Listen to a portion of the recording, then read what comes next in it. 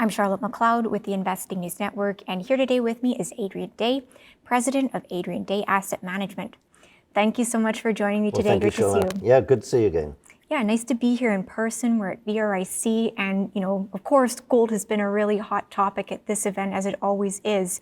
But we've seen quite a price increase so far since, well, I was going to say this year, but really since the beginning of November or so. And what I want to start by asking, I guess, is this a real move? Will it be sustained? What are your thoughts there? I think it's definitely a real move, and I think it will be sustained. I mean, as we talk, we're talking ahead of the Fed, so we don't know what they're going to do. I personally think that gold is a little bit ahead of itself right now. I think gold is vulnerable to any negative, whether from the Fed or someone else, any negative. But on a sort of 3, 6, 12-month basis, I think this move is very, very real. And it's real because more and more investors of all types, from central banks for their own reasons, down to retail investors for their own reasons, more and more people are saying we need gold. And we need gold because stocks didn't do very well last year. We lost money on bonds. I mean, can you believe buying 3-year intermediate treasuries and losing 7%? And we certainly lost money on Bitcoin. So people are looking for something that they think will be a little bit more stable, a little bit of a hedge. And the truth is, as we talked last time, and a lot of people have talked about, investors are so underweight gold, but it doesn't take a lot of buying, to move the sector. Okay, yeah, we did talk about that last time. And another thing that we talked about was kind of the general economic outlook, right? And if I'm understanding properly, you're expecting the Fed to cause a recession and also fail to tame inflation. Then we get stagflation. So is that still accurate to what you're thinking as we move forward? Yeah, no, definitely. I think, yes, definitely. I think what we're going to see is we're already beginning to see headline inflation numbers come down from where they were. Of course, we have to realize that we're still seeing increases. So cost of living is still going up for people, but the rate of increase is slowing. And I think at some point, the Fed and other central banks will want to declare victory, but they'll declare victory, in my mind, before they've killed inflation. And people will be fooled, again, this is my outlook, but people will be fooled by the fact that the inflation numbers have come down, everything's good, everything's hunky-dory, and then inflation, which is a very resilient animal, will come back. And so yes, we'll have, and there's no question about, in my mind, there's no question that we're heading into a recession. I mean, I can argue that all day long if you want. So yes, stagflation. And if you look at stagflations historically, gold has done well. Gold stocks have done well. Most commodities and commodity stocks have done well. Okay, and so gold stocks have done well. I want to talk, I think, specifically, because we're here at VRIC, there's a lot of juniors out on the floor. So can we talk a little bit about the health of the juniors at the moment, especially, I guess, when it comes to gold, because that's where we are right now. Comes to what? When it comes to the gold juniors. Yes. Well, when I say gold stocks do well in stagflation, that doesn't necessarily mean juniors. The problem with juniors, of course, is, and we're painting with a broad brush, there's all sorts of juniors, of course. But typically juniors don't have revenue, or they don't have a lot of revenue, which means they need to raise money. So when you're looking at juniors, you're looking not only at the price of a commodity they sell and the interest and other factors, but you're also looking at their ability to raise money.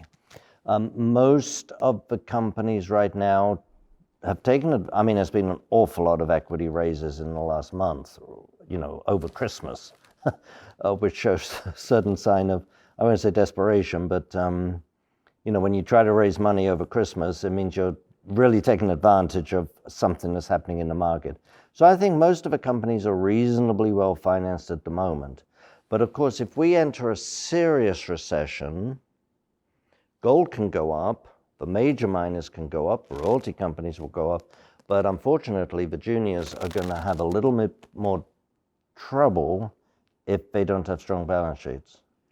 Right, and maybe we can talk about what that means for the major gold miners, right? Because I think we've talked about before how during the last cycle they made a lot of expensive acquisitions.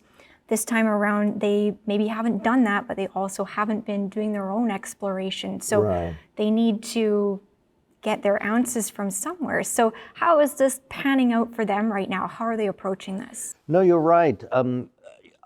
There's been very little in the way of junior companies, exploration companies being taken over. There are some companies, BHP is a good example, Newcrest, Agnico, for example. They've been fairly active in doing JVs with exploration companies. But there hasn't been an awful lot recently of, exploration projects being taken over. I think we're still, not a lot. And that's really where it has to happen, because there's companies that have, as you say, the senior companies, a lot of them don't even have exploration departments anymore, which is really sort of strange when you think about it. And there's only so many major, mergers of the big companies that can take place before you run out of companies to buy. So it has to be the juniors, it has to be the exploration companies. We just haven't seen that yet, but I think we will. Yeah, maybe we can talk a little bit more about that. You mentioned, I think you were on a panel today about M&A in the gold space, Right. and maybe you didn't talk exactly about that topic there, but what were people saying? I think people were thinking there is going to be more consolidation, but there's not going to be when you talk about M&A in the gold space, I mean, that's a big topic, and there's different types of things. Are you talking about Barrick and Randgold, Barrick buying Randgold, or Pan American buying Yamana, or are you talking about, Ajax and something else getting together? We definitely need, there's no question, we need more consolidation among the smaller companies. We need more consolidation because their cost of capital is far too high because they're too small. As you get bigger, you have a lower cost of capital, other things being equal. But we also need consolidation among this sector. The companies on the floor, there's far too many of them because the G&As are too high.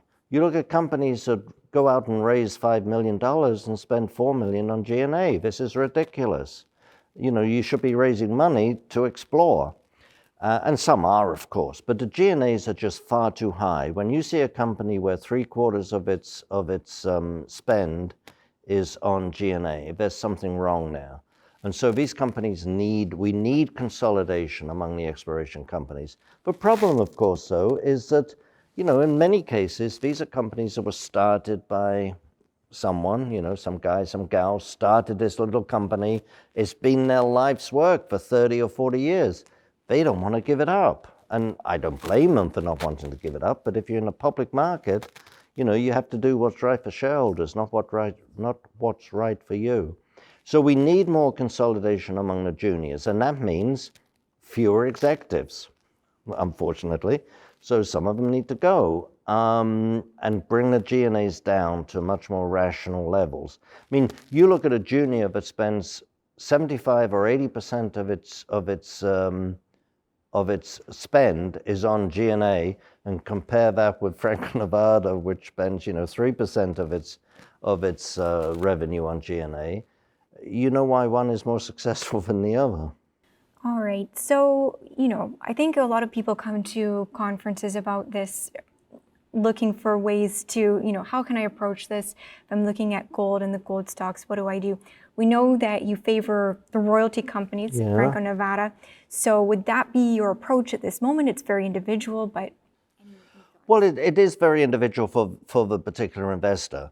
But what I would say is first of all, I don't particularly like ETFs, minor ETFs, because you're buying the good, the bad, and the ugly. You're getting everything.